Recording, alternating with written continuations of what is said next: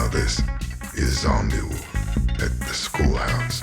So when we got to the Bonneville Salt Flats, it's right off the interstate, and they have sort of it's very informal, but there's a big parking area, and the pavement ends, and you're on the salt flats, and there were a couple informational signs, and because my career has been working with like informational signs.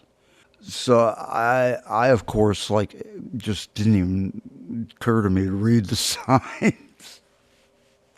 And we headed out, and we drove. I mean, there was like three other cars you could see off in the distance. And I was driving, and I turned left.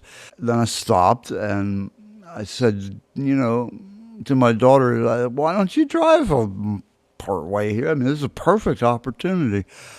So she got behind the wheel, and she got about 3 feet. And she stopped again. I was like, it's okay, just give it the gas. And she says, I am. Well, what's going on is we've gotten to the wet side of the Bonneville Salt Flats. And yeah, that's what the signs were going to tell me about. Of course I read them when we got back. Yeah. And so we get out, and we get like every piece of cardboard and board, and we stuff them under the wheels. Like the three of us, three adult males pushing, and it didn't happen.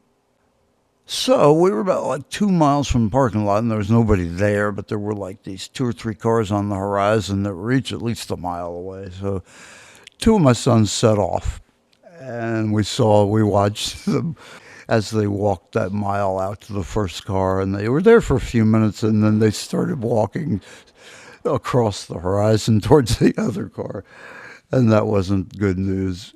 And eventually they got to that one, and then they walked back, and they were like, they're busy. At that point, this Jeep comes like driving up towards us, a little Jeep. And he gets out, and he's got like a teenage kid with him. And he walks towards us, so I walk towards him, and I'm wearing a King Crimson t-shirt. And when he gets within about 20 feet of me, he sees my t-shirt, and he's like, Adrian Blue.